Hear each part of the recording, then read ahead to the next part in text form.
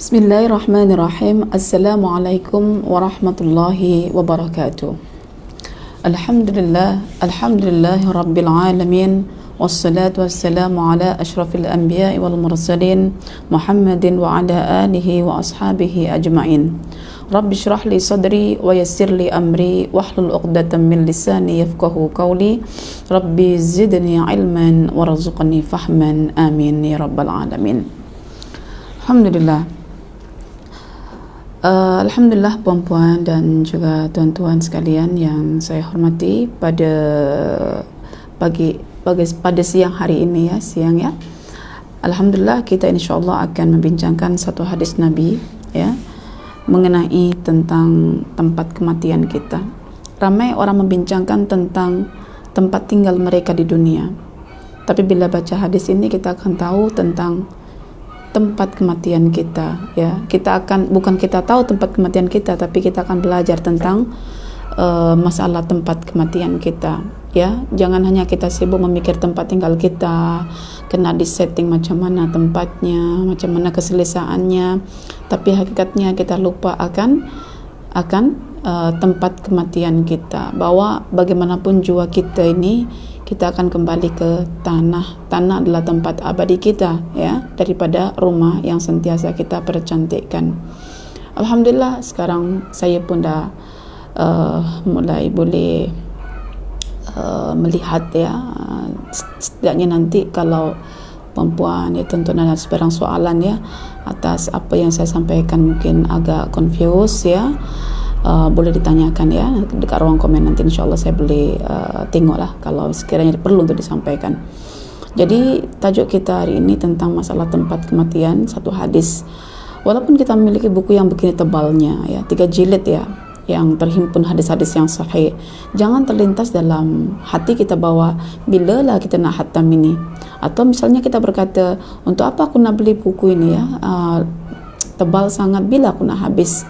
Kita bukan masalah nak habiskan sesuatu, karena kita pun tak tahu ajal kita bila. Tetapi ihris ala ma yanfa'uk, kita kena bersemangat untuk belajar bagi menghasilkan sesuatu yang bermanfaat untuk kita. Itu yang paling penting. Walaupun kita satu hari satu hadis walaupun orang kata walaupun tapi bagi saya subhanallah, satu hari satu hadis itu perkara yang luar biasa. Kalau kita alhamdulillah setiap minggu satu hadis kalau malam kita sudah setiap malam bersama anak-anak kita belajar hadis qudsi satu hadis. Kalau orang dahulu satu hadis perlu berjalan 1 bulan kadang itu dapat, kadang tidak, ada yang sampai 3 bulan itu pun tempatnya jauh, bukan online kadang daripada Madinah ke Mesir, Madinah ke Irak dari Bukhara ke India, daripada mana-mana tempat ke Syam, ke Dimas, Baghdad, Basra. Mereka sanggup bersafar begitu jauh dengan penat letih lelahnya untuk mendapatkan satu hadis daripada baginda sallallahu alaihi wasallam. Mereka amat menghargai hadis Nabi walaupun satu saja, sebab mempelajari, memahami dan mendekati hadis-hadis Nabi SAW itu konsekuensi atas bukti bahwa kita membenarkan Al-Quran. Selalunya orang kata kita belajar Al-Quran adalah untuk membuktikan Quran itu benar, tapi sebetulnya kalau kita baca surah Yasin bahwa kita ketika mengatakan bahwa Quran itu benar, itu dikaitkan dengan pengutusan Rasulullah SAW. Jadi orang kalau sudah jadi ahli Quran, automatik dengan sendirinya dia pun akan berusaha untuk mendapatkan keterangan-keterangan yang layak daripada hadis Nabi SAW. Contoh hadis ini yang akan kita bincangkan adalah menjelaskan dalam Al-Quran akhir daripada surah Luqman, di mana Allah berfirman, wa ma tadri nafsun bi ayyi ardin tamut, dan seseorang tidak akan mampu untuk mengetahui walaupun dengan berjerih payah sekalipun dengan ketinggian sains teknologi sekalipun, dia tidak akan pernah tahu di mana tempat dia akan mati. Di mana tempat dia akan mati. Nanti boleh cek dalam Al-Quran surah Luqman ayat 34. Jadi kalau kita sudah benarkan Al-Quran, di atas bil Quran, automatik kita akan atas bil sunnah, kita akan merujuk kepada sunnah, kemudian kita menjadikan sunnah itu sebagai keterangan yang sangat jelas ya, sangat tegas ya terhadap makna-makna Al-Quran. Tanpa keterangan sunnah kita takut nanti akan lari kemana-mana ya, dalam membincangkan Al-Quran. Okey, baiklah puan-puan ya dan juga tuan-tuan sekalian, boleh dibuka ya kitabnya masing-masing. Hadis yang ke 934 ya, hadis yang ke 934 ya, kita ambil pada jilid yang pertama ya.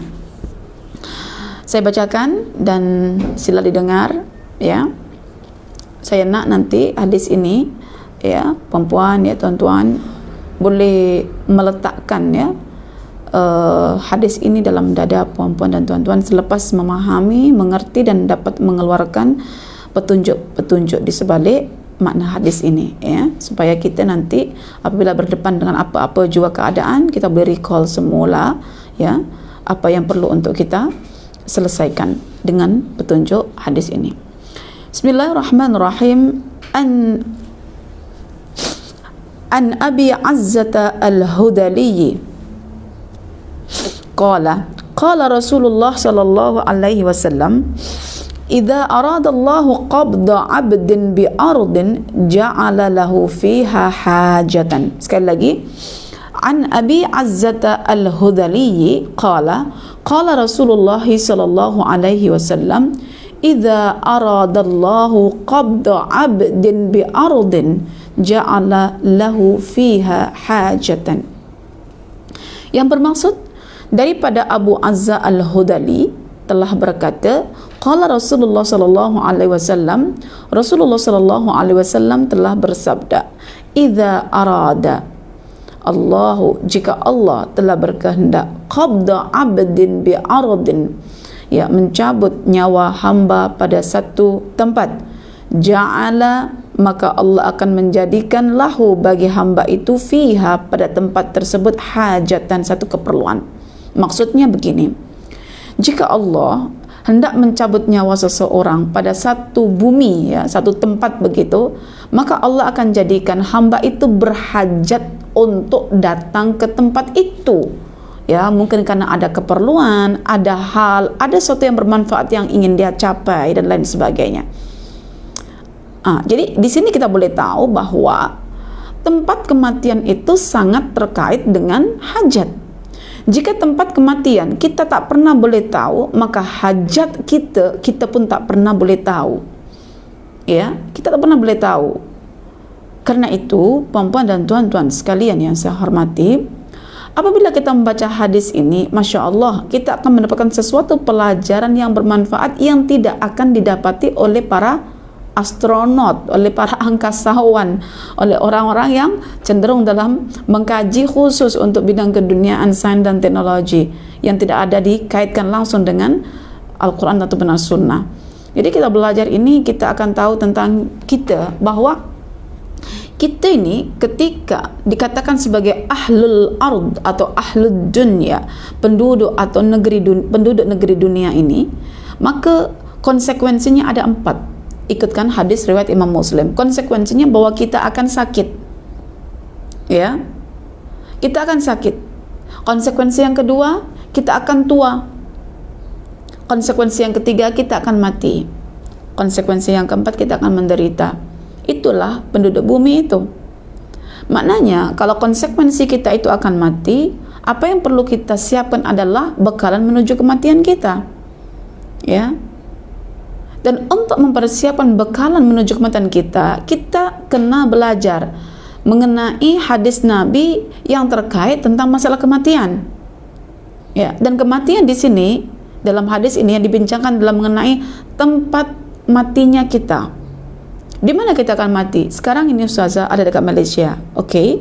Dan Ustazah memang bukan orang Malaysia, orang Indonesia. Walaupun saya orang Indonesia, dibesarkan di Indonesia, sekarang saya duduk kat Malaysia. Belum tentu ketika saya duduk di Malaysia, saya akan mati di Malaysia. Atau belum tentu saya yang di Malaysia ini akan mati di Indonesia karena warga negara saya Indonesia, begitu. Belum tentu. Atau boleh jadi tempat yang saya tidak ingin ke sana, kemana misalnya, saya tak pernah pergi ke Spain atau pergi ke Turki atau pergi ke negeri-negeri yang sangat digemari oleh para pelancong-pelancong. Saya belum pernah pergi ke Switzerland ataupun New Zealand sekalipun. Tidak menutup kemungkinan tempat-tempat yang saya tidak pernah ziarahi, mungkin saya akan mati di sana. Begitu. Ya, karena ini semua adalah rahasia Allah Subhanahu wa taala. Baik. Saya beri satu contoh ya mengenai hal ini. Dalam satu hadis ya yang diriwayatkan oleh minta maaf satu keterangan ya yang saya dapatkan dalam kitab tafsir ya ayyuhalladzina amanu yang ditulis oleh Syekh Al-Buhairi ya. Beliau menyatakan satu keterangan ya bahwa manusia itu dia akan mati di tempat yang dia tak sangka dia akan mati. Malahan manusia itu sendiri menyangka tempat yang dia aman itu, tempat yang dia tidak aman itu, itulah tempat kematiannya. Sementara tempat yang dia rasa aman itu, justru itu tempat kematiannya. Jadi ceritanya begini, Pak ya.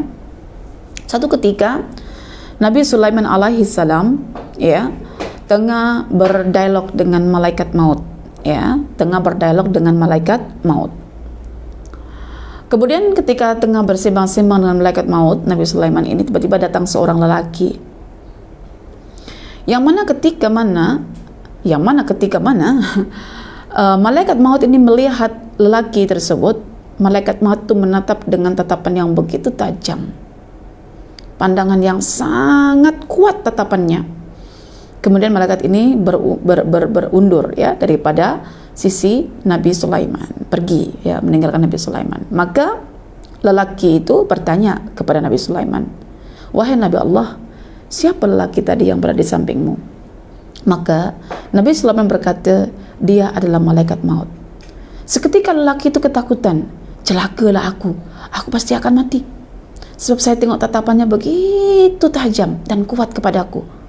Maka lelaki itu berkata kepada Nabi Sulaiman, "Wahai Nabi Allah, tolong perintahkan kepada angin agar dia menerbangkan aku ke penghujung negeri India." Kononnya nak lari daripada tempat itu karena takut malaikat maut akan mencabut nyawanya. Maka dikirimlah angin ya oleh Nabi Sulaiman dan pergilah ya terbanglah lelaki itu bersama angin ke penghujung negeri India. Kemudian sesampainya di negeri India itu, malaikat maut sudah menanti. Akhirnya malaikat maut pun mencabut nyawa lelaki tersebut. Lalu keesokan harinya ya, malaikat maut datang ke tempat Nabi Sulaiman. Maka Nabi Sulaiman berkata, "Wahai malaikat, kenapa engkau pandang lelaki semalam begitu tajam dan menakutkan? Kau tatap dia tak selesa." Ya, apa kata malaikat? "Aku menatapnya karena aku begitu heran. Sebab aku diperintahkan oleh Allah untuk mencabut nyawa dia dalam beberapa saat. Sedangkan dia ada di hadapanku orang itu. Dan aku diperintah Allah untuk mencabut nyawanya di negeri India. Lalu bagaimana aku boleh mencabut nyawanya di sini dalam beberapa saat?" Ya, karena lelaki ini ada hajat ya, nak pergi ke negeri India, hajatnya supaya dia selamat begitu. Pergi ke sana, tak tahunya di sana dinantikan ajalnya oleh malaikat maut. Itu yang membuat malaikat menatap dengan tajam itu. Allah perintahkan malaikat maut untuk mencabut nyawanya di negeri India, tetapi lelaki itu ada di hadapannya bukan di negeri India. Dalam beberapa saat, macam mana dia boleh sampai ke negeri India? Tapi ternyata dikirim melalui angin. Masya Allah. Jadi itulah ceritanya bahwa ketika datang ajal yang telah ditentukan, tidak ada lagi tempat pelarian ya, seperti mana Allah yang firmankan dalam Al-Qur'an surah Al-Jumu'ah ayat yang ke-8, "Qul innal mautal ladzi tafirruna minhu fa innahu mulaqikum." Bahwasanya ya, kematian yang kononnya kalian hindari itu, dia yang akan mendatangi kamu. Bahkan dalam Al-Quran lagi surah An-Nisa Allah sebutkan, "Aina ma takunu yudrikumul maut walau kuntum fi burujim musyayyadah." Ya, di mana juga kamu berada, walaupun kamu dilindungi benteng-benteng yang kuat, yang kukuh ya, yang gagah begitu, tetap juga kamu akan ditimpa kematian. Artinya Sebijak sepandai manapun manusia ini untuk menghindari kematiannya, jika telah datang ajal yang Allah tentukan di mana jua tempat, entah tempat yang aman ke tempat yang tidak aman ke, tetap juga dia akan mengalami kematian. So, apa kesimpulan yang boleh kita buat daripada hadis ini? Puan-puan dan tuan-tuan, saya melihat ramai orang mencela diri, ramai orang menyalahkan diri, ramai orang tak berpuas hati, ramai orang berkata, kalau engkau tak buat begini kan, tak jadi begini tahu. Kalau awak tak pergi ke sana, kau tak akan jadi begini ya. Lau fa'alta kada, misalnya dalam hadis Nabi ya, lau anni fa'altu kada lakana kada, kalau aku misalnya buat sekian, tentu akan jadi sekian. Kalau aku tak buat sekian, tentu tak akan jadi buat sekian ya. Sering kan kalau misalnya ada orang accident ya, baru-baru ini misalnya kawan kita ada yang accident gitu ya. Tapi alhamdulillah accidentnya itu selepas tahu seruan ya ayyuhalladzina amanu ya. Jadi kalau misalnya accident ya dengan kereta, masa accident itu jangan katakan seandainya saja aku tadi tak keluar dengan kereta aku tentu tidak akan celaka. Jangan katakan itu, karena itu namanya akidah orang-orang kafir munafik. Ya, dan Allah melarang itu, melarang umat Islam yang telah beriman agar kukuh imannya jangan mengikuti akidahnya orang-orang kafir munafik. Apa akidah orang kafir munafik? Orang kafir, orang munafik itu akidahnya itu telah disebutkan dalam Al-Quran surah Ali Imran ayat 156 yang berbunyi, "Lau kanu indana ma matu wa ma qutilu." Mereka orang-orang munafik, orang-orang kafir ini berkata, andai kata saudara-saudara kami yang sudah mati dalam peperangan karena gugur, yang mati dalam perjalanan karena mungkin dirompak dan lain sebagainya, seandainya mereka itu bersama kami duduk dekat Madinah, mereka tidak akan menghadapi kematian. Itu kata orang-orang kafir munafik. Dan kita kalau dah kata beriman, kita kena menyelisihi akidahnya orang kafir maupun orang munafik. Orang munafik, orang kafir ini, dia mengakui kuasa alam. Bahwa kalau seandainya kita pergi ya pada pukul 11 ini ya, pukul 11 ini kita pergi karena ada urusan yang urgent begitu. Kita pergi ya ke arah barat misalnya. Lalu kita accident di barat. Ya. Itu selalunya bagi orang-orang yang belum belajar tentang hakikat iman, dia akan kata, andai kata aku tangguh tadi, aku tak pergi ke barat, tentu aku tidak akan celaka macam ini. Anda tetap akan celaka walaupun Anda tak pergi ke barat. Ya. Karena apa saja ma asaba min musibatin illa biidznillah, bahkan apa saja yang menimpa Anda itu sudah ditetapkan sebelum Anda menjalani musibah itu. Contoh, Anda accident begitu ya di arah barat tadi itu sudah tertulis dekat Lauhul Mahfuz. So apa yang terkait dengan musibah itu sama ada ya musibah itu akibat kecuaian Anda ataupun bukan kecuaian Anda, kalau Allah dah tetapkan semua ada hikmah pasti akan berlaku. Kadangkala manusia atas kesalahan dirinya sendiri dia terkena musibah, dan bukan juga karena kesalahannya juga dia juga terkena musibah, karena itu cara Allah menegur. Allah hendak menyucurkan rahmat melalui musibah. Karena itu puan-puan, tidak ada kamus dalam Islam, apalagi kamus bagi orang beriman ketika mengalami satu musibah yang kecil, yang ringan, atau musibah yang sedang ya agak besar, atau musibah yang besar sekalipun seperti kematian yang boleh melibatkan nyawa kita, itu semua sudah tertulis di Lauhul Mahfuz sebelum kita diciptakan ya. Jadi kalau misalnya musibah itu telah Allah tetapkan ya, dan kita sebagai orang beriman ya telah dipandu oleh Allah Ta'ala jangan mengikuti akidah orang-orang munafik atau akidah orang-orang kafir yang kalau berlaku satu kemalangan dia akan berkata seandainya. Karena itu dalam kaidah yang sering dikemukakan oleh para ulama dari kalangan salafus soleh dan diperbaharui, maksudnya diperkenalkan lagi oleh ulama-ulama semasa seperti yang terdapat dalam karyanya Dr. Nabulsi ataupun dalam karyanya Dr. Syekh Al-Buhairi ya. Jadi ada satu ungkapan yang membuat Anda akan tenang selepas ini, ya. Karena selalunya kan begini, Ustazah, bagaimana cara kita untuk menghilangkan satu perasaan ketika kita accident ketika kita kemalangan ketika kita ada musibah supaya kita tidak menyesali nasib kita, supaya kita tak menyalahkan diri kita. Apakah kaidah yang perlu kita pegang, prinsip yang perlu kita hadirkan agar kita tidak terjebak dalam hasratan fil qulub, satu rasa rugi, rasa menyesal, rasa bersalah dalam diri kita. Apa prinsip itu? Apa kaedah itu, Ustazah? Kaedahnya adalah begini, puan-puan. Ya.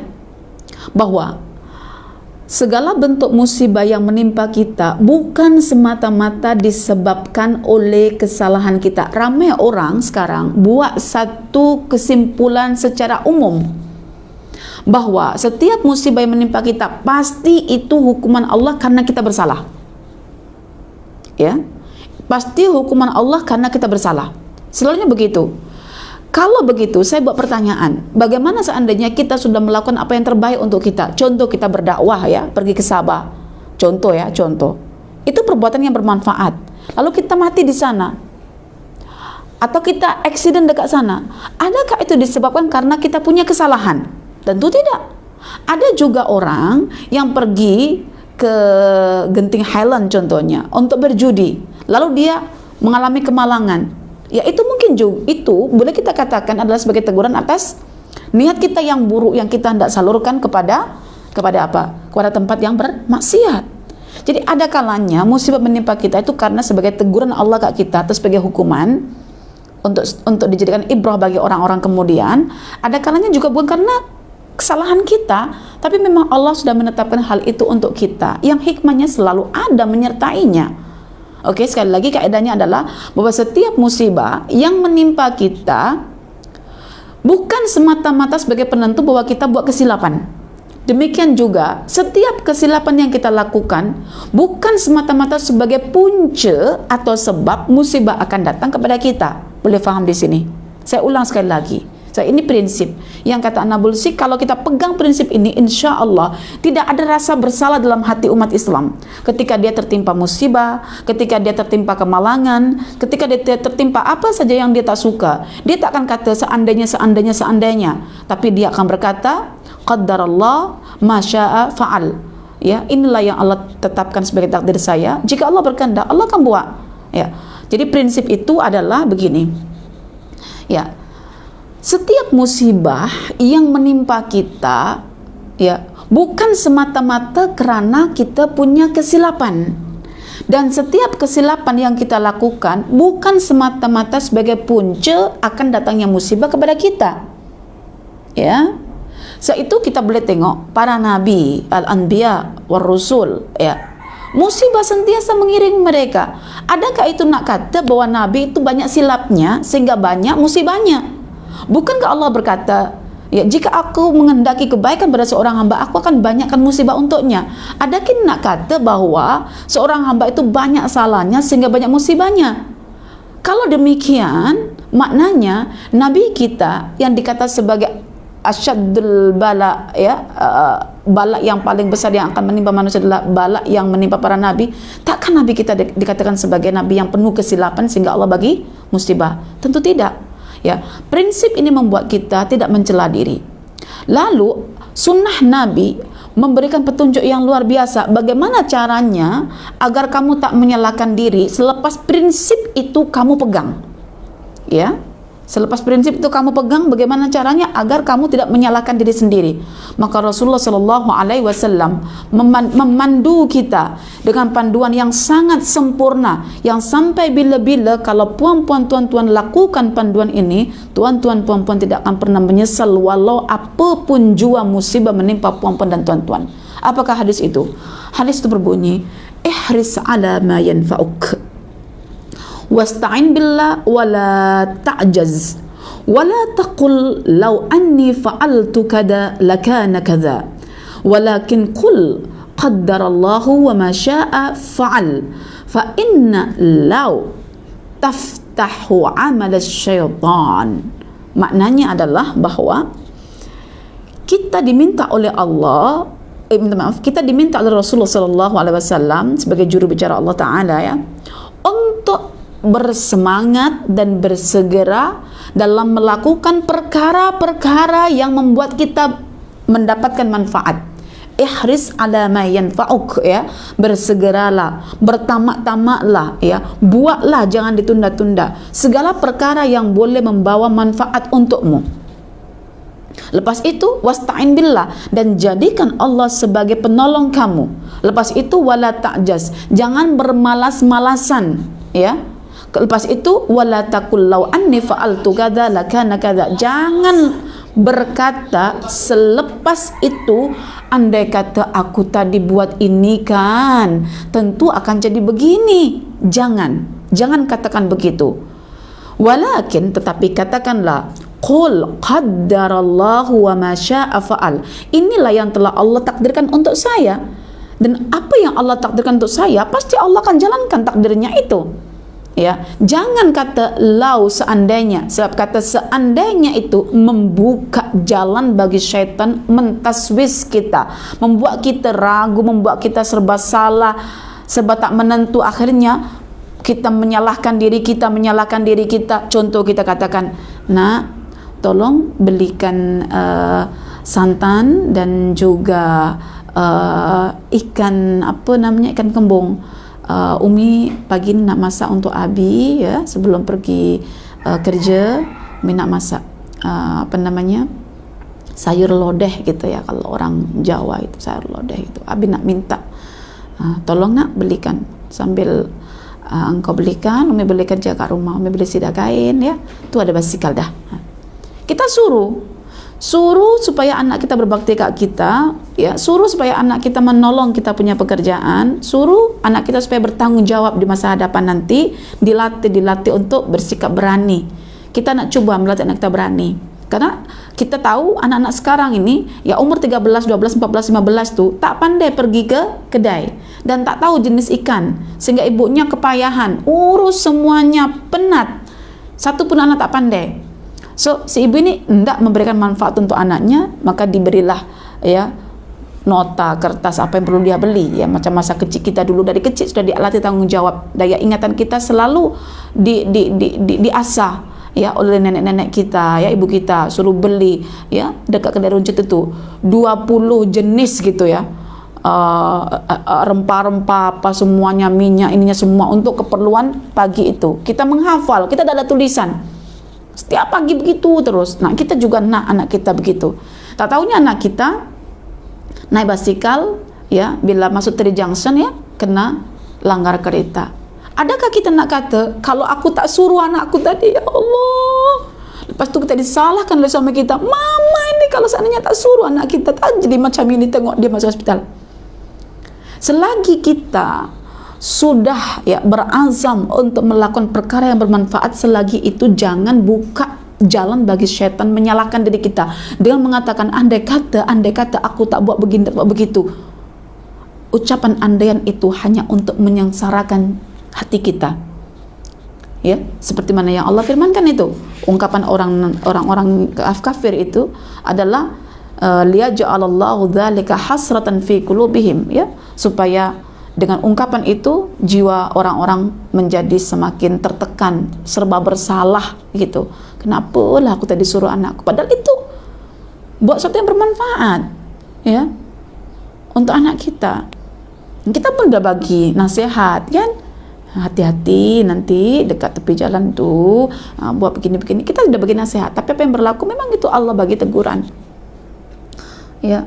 Mungkin, ya, kita perlu berpikir, ya, kurangnya kasih sayang kita pada anak kita membuat kita akhirnya lebih mencurahkan kasih sayang pada anak kita ketika anak kita sudah kemalangan, ya. Yang tadinya cuma dimarah-marah, dipukul-pukul gitu, jadinya selepas itu menjadi baik.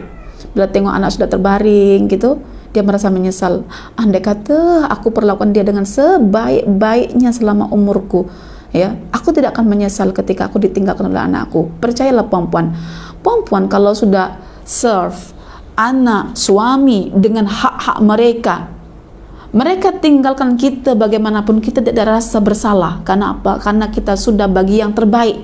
Kita sudah melakukan ala ma yanfa'una, apa-apa yang boleh memberi kita manfaat, kita dah buat dah.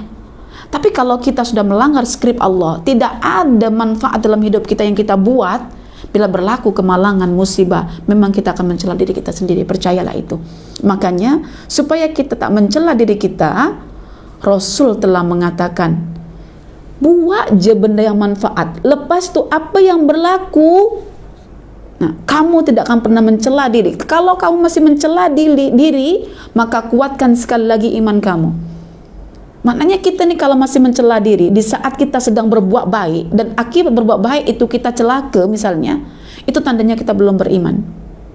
Belum beriman dengan iman yang sempurna, belum beriman dengan iman yang kukuh. Karena itu orang-orang yang beriman dengan iman yang sempurna, dia akan dipanggil oleh Allah, diseru oleh Allah, ya ayyuhalladzina amanu, kamu jangan buat begini wahai orang yang beriman. Jika kamu ingin beriman dengan iman yang kuat, yang mantap, yang kukuh. Oke. Jadi itu yang perlu kita ingat, ya. Karena itu perempuan, bila kita tengok hadis ini, idza aradallahu qabda 'abdin bi ardin, perhatikan, jika Allah berkehendak untuk menarik nyawa kita pada satu negeri, maka Allah akan jadikan kita itu ada hajat pada negeri itu. Mungkin bagi orang yang berniaga, dia akan pergi karena ada unsur perniagaan di sana. Mungkin ada orang yang berkeluarga, dia akan ziarah pergi ke sana karena masih ada mak ayah dia di sana. Mungkin apa sajalah yang Allah nak bagi, atau mungkin dia ada kerja out station pergi sana, atau mungkin dia ada hal piknik bersama keluarga nak pergi sana karena tempat sana itu indah, bersih begitu, ada banyak fenomena alam yang boleh disaksikan. Ada hajat di situ, so dia pergi ke situ. Tapi tak tahunya hajat itu yang menarik seseorang untuk mendapati kematiannya di sana. Jadi kalau mendapati kematian di sana, kita sudah faham hadis ini, kita tak mencela. Cuma kita ada rasa penyesalan, bukan masalah kematian. Agaknya apa yang aku buat di sana itu baik ke tidak? Makanya ihris ala ma yanfa'uk. Buat segala apa yang kamu nampak memberi manfaat untuk urusan agama kamu, akhirat kamu, ya. Hatta dunia sekalipun, misalnya nak pergi ke Sabah, ke Sarawak, ya, untuk menghidupi keluarga yang sudah kurang perbelanjaan di saat ekonomi sekarang sudah mulai kolaps begitu kan, itu juga fisabilillah. Kenapa? Nak memberi nafkah, karena suami berpikir bahwa dia sebagai qawamun, sebagai penanggung jawab rumah tangga, dia kena memberikan nafkah kepada anak, kepada istri. Dia ingin anaknya sekolah, so dia istilahnya merantau pergi untuk mengubah nasibnya, ya, sampai pergi ke Sabah, ada yang pergi ke Sarawak, ada yang overseas juga ada. Nanti kalau mati di sana jangan disesali, karena itu bagian daripada taklif, beban syariat untuk kaum lelaki agar dia mencukupi keperluan anak istri. Bahkan segala apa yang diberikan suami pada istri dan anaknya itu termasuk bagian sedekah, ya. Karena itu tidak ada penyesalan. Jangan sampai kita menjadi orang-orang yang dikatakan memiliki akidah orang-orang munafik atau orang-orang kafir. Oke. Jadi di negeri itulah kita akan dicabut. Apa yang kita pikirkan di sini, ya? Kalau kematian itu sesuatu yang rahasia, dibuktikan tempat kita mati saja dirahasiakan. Sampai-sampai Allah berfirman, "Wa ma tadri nafsun bi ayyi ardin tamut." Dan tidaklah seseorang itu dapat mengetahui di mana negeri yang dia akan mati. Ini bermakna satu teguran, satu peringatan yang besar daripada Allah Ta'ala. Kalau kematian itu sesuatu yang rahasia, boleh jadi menimpa bila-bila masa, di tempat manapun kamu tak tahu di mana kematian kamu, maka apa yang sudah kamu persiapkan untuk menuju kematian kamu? Itu maksud nilai hadis ini. Maknanya kematian itu suatu yang meyakinkan, karena kita saksikan hari-hari ada orang mati. Apalagi di zaman sekarang ini kerap, ya, saudara-saudara kita meninggalkan kita, mati mengejut, mati tiba-tiba mati kan, kerap. Apa yang kita pikirkan bukan andai kata dia kan tak buat begini kan, tak buat begitu kan, tak. Tapi kita fikir kak kita, kalau kematian macam ini rahasianya, di negeri mana aku tak tahu, di katil mana aku hendak berbaring dan mati. So apa yang aku persiapkan untuk kematianku? Itu maksudnya.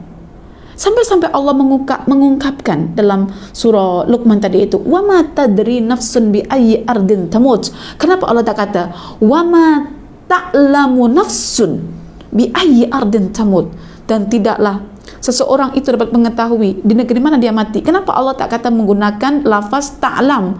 Kenapa Allah kata menggunakan lafaz tadri? Apa beza ta'lam dengan tadri?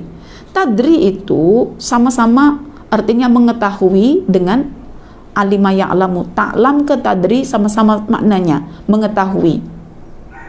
Cuma bezanya, tadri itu adalah kamu berusaha dengan semangat, bersungguh-sungguh, memperhati, mengkaji dengan susah payah, kamu tak akan dapat.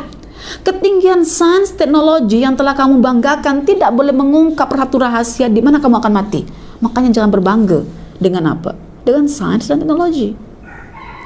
Setinggi apapun kita boleh ke angkasa, kita tak pernah boleh menentukan di mana negeri kita akan mati. Tak boleh tentukan. Ada orang yang sombong matinya dekat angkasa, pernah terbayang tak mati di angkasa. Lalu jasad-jasadnya jatuh ke bumi. Bumi mana dia akan jatuh? Ya, seperti apa yang berlaku dalam case pesawat Challenger, yang mereka challenge Allah itu. Akhirnya dalam beberapa detik saat meletup, boom, pesawat itu menunjukkan keangkuhan hanya akan bersudah dengan kematian yang buruk. Jadi tinggi bagaimanapun sains, teknologi, pandai bagaimanapun orang menciptakan sekian, dia tak mampu mengungkap rahasia pada dirinya sendiri, yaitu di mana dia akan mati nanti. Jadi jangan banggakan dengan perkara itu. Tapi bila kita tengok hadis ini, kita tahu apa yang nak kita buat ke hadapan. Tapi mereka tidak tahu apa yang mereka nak buat terkait dengan masa depan dia. Kita tahu sekarang apa yang perlu kita buat. Ya, kita kena bersedia untuk mati dalam keadaan husnul khatimah. Karena fi ayyi ardin namut, di negeri mana kita akan mati, la nadri, kita tak pernah tahu. Walaupun kita menggunakan ketinggian sains teknologi, orang zaman sekarang sudah menggunakan metaverse, bagaimanapun dia nak ubah suasana seolah-olah dia di Malaysia, tapi dia boleh hidup dekat New Zealand, Switzerland. Tidak ada apa-apanya benda itu. Karena dia tak tahu tentang dirinya mati kat mana pun tak tahu. Apa yang perlu dibanggakan? Tetapi kalau kita baca sunnah Nabi, kita tahu apa yang perlu kita lakukan. Kita tak tahu di mana kita akan mati, tapi kita tahu apa yang perlu kita lakukan. Itu lebih baik daripada kita tak tahu di mana negeri kita mati dan kita tak tahu apa yang perlu kita buat selepas ini. Oke, pertanyaannya, apa yang perlu Anda siapkan untuk menjemput kematian? Coba, saya nak puan-puan menjawab. Bagi satu jawaban di ruang komen. Saya nak tahu, sekian lama kita hidup dengan diri kita, sekian lama kita percaya dan yakin bahwa kematian itu menanti kita, ya, dan sekian lama kita diberikan pendedahan oleh para ustaz bahwa kita kena bersedia dengan kematian kita. So apa yang kita lakukan? Apa yang kita lakukan untuk menjemput kematian kita? Apa yang perlu kita lakukan? Quran sebagai skrip kita tidak mungkin tidak memandu kita. Sunnah juga skrip hidup kita, tidak mungkin tidak memandu kita. Ya. Siapkan qalbun salim, mati dalam keadaan tidak mensyirikkan Allah. Kita buat amalan saleh, kita sentiasa beramal saleh. Ini jawaban-jawaban ya, saya baca dekat ruang komen. Sentiasa memohon keampunan dan rahmat. Apalagi? Coba recall data-data Al-Quran mana, ayat mana yang membuat Anda boleh bersedia menyambut kematian. Kalau puan-puan, tuan-tuan menuntut ilmu Al-Quran, dan puan-puan tidak boleh mengeluarkan pelajarannya, selagi itu puan-puan tidak akan pernah meletakkan ilmu itu dalam dada puan-puan. Sehingga bila ada masalah-masalah, Anda, puan-puan, tak boleh recall. So, Anda kena menjaga ilmu dalam dada Anda itu. Ya. Terus menuntut ilmu, sentiasa memohon keampunan. Baik, itu berbagai jawaban-jawaban dari puan-puan. Masih ingat tak apa yang pernah saya katakan dalam kelas tafsir ya ayyuhalladzina amanu? Bermakna puan-puan masih belum boleh recall lagi, ya. Bila sudah mengikuti kelas saya tafsir ya ayyuhalladzina amanu, maka di sini saya bagi tahu kaidah ya puan-puan. Dalam memenuhi hak Al-Quran, hak yang terakhir yang ke-10 adalah al-hifzu, yaitu menjaga. Menjaga artinya mengingat, meletak zikra Al-Quran, ibrah fenomena alam dalam dada kita. Bal huwa ayatun bayyinatun fi suduril ladzina utul ilm.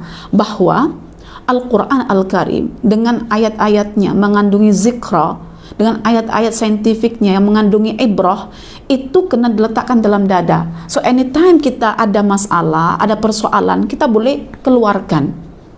Ya, mula-mula hati akan panggil ya, daripada lub kita, daripada fuad kita. Kemudiannya hati akan meletakkannya di dalam dada kita. Mengapa dekat dada? Karena dada ini tempat yang sangat rawan, sensitif. Di situ ada hawa, ada nafsu, ada syaitan. Dan sifat-sifat 3 perkara ini itu sangat suka dengan kegelapan. Dan ilmu itu cahaya, nur, dan cahaya itu bermusuhan dengan kegelapan, ya. Bermakna syaitan sangat bermusuhan dengan ilmu. Kalau ilmu Quran, ilmu fenomena alam kita letakkan dalam dada kita, bercahaya begitu, syaitan tidak ada ruang untuk duduk selesa dalam dada kita, ya.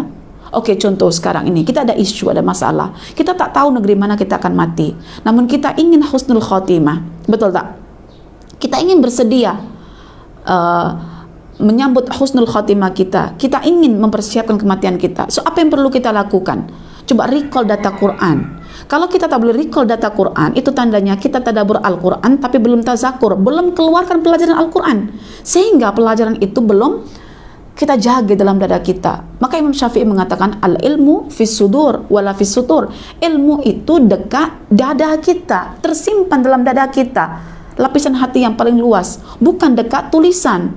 Bermakna ya, kalau ilmu dalam dada kita, kemana juga kita pergi, dia akan beri manfaat kita, ya. Sehingga beliau mengatakan dalam syairnya, al ilmu ma'i haitsu ma yamamtu yanfa'uni idza kuntu fil bait, ya fakana al ilmi fil bait, idza kuntu fis suq fakana al ilmi fis suq. Jadi Imam Syafi'i mengatakan bahwa ilmu itu senantiasa bersamaku. Ya, di mana aku menghadapi sesuatu, aku perlukan sesuatu, dia akan beri manfaat untukku ilmu itu. Kalau aku di pasar, ilmu pasar ada. Kalau aku dekat rumah, ilmu dekat rumah ada. Maksudnya terkait dengan fenomena apa saja ada. Oke, di sini ya, saya letakkan dulu posisi kita. Baru kita nanti recall ayat Quran itu yang kita letakkan dalam dada kita itu. Kalau kita belajar Quran, tidak ada zikronya, tidak ada pelajarannya, tidak kita jaga dalam dada kita, anytime syaitan masuk boleh taswis kita, sehingga kita menjadi orang yang ragu. Dan akhirnya kalau kita ragu, petunjuk Quran susah masuk dalam hati kita. Paham di sini? Oke, baik. Jadi kita boleh recall ayat Al-Quran yang pernah kita bincangkan. Ya ayyuhalladzina amanu taqullaha haqqa tuqatih wa la tamutunna illa wa antum muslimun wa'tasimu bihablillahi jami'an wa la tafarraqu. Kita diminta oleh Allah untuk bertakwa. Ya ayyuhalladzina amanu ittaqullah. Ini solusi praktisnya. Ini yang perlu kita siapkan. Ini yang perlu kita lakukan. Ya ayyuhalladzina amanu, wahai orang-orang yang telah mengatakan beriman. Ittaqullah, bertakwalah kepada Allah. Sudah bertakwa, diminta haqqa tuqati, dengan takwa yang sebenar-benar takwa. So kita bertanya, kenapa Allah kata ittaqullah ditambah haqqa tuqati? Bertakwa dengan sebenar-benar takwa. Lepas itu digantikan dengan wala tamutunna illa wa antum muslimin, jangan kau mati kecuali kau mati dalam keadaan Islam. So kita boleh mati dalam keadaan Islam apabila kita memahami makna haqqa tuqati. Karena apa? Karena lafaz wala tamutunna illa wa antum muslimun diletakkan kemudian, ya, selepas adanya lafaz ittaqullaha haqqa tuqati. Ya, ittaqullaha haqqa tuqati. Jadi kita diminta untuk bertakwa kepada Allah dengan sebenar-benar takwa. Lalu apa makna sebenar-benar takwa itu? Maknanya adalah jangan ada satu saat pun, satu detik pun di mana Anda lalai daripada Allah karena ditakutkan pada saat yang kita lupa itu Allah menarik nyawa kita. Dari sini muncul ketakutan, dari sini terlintas satu satu doa. Terlintas dan diucapkan oleh lisan kita ketika sudah ada ilmu dalam dada kita, yaitu doa apa? Ya muqallibal qulub sabbit qalbi ala ta'atik. Yang namanya takwa itu kan terkait dengan ketaatan. Maknanya taat itu buat apa yang Allah perintah, tinggal apa yang Allah larang. Dan untuk buat apa yang Allah perintah, tinggal apa yang Allah larang, itu perlu bantuan Allah. Wasta'in billah. Tadi ihris ala ma yanfa'uk wasta'in billah.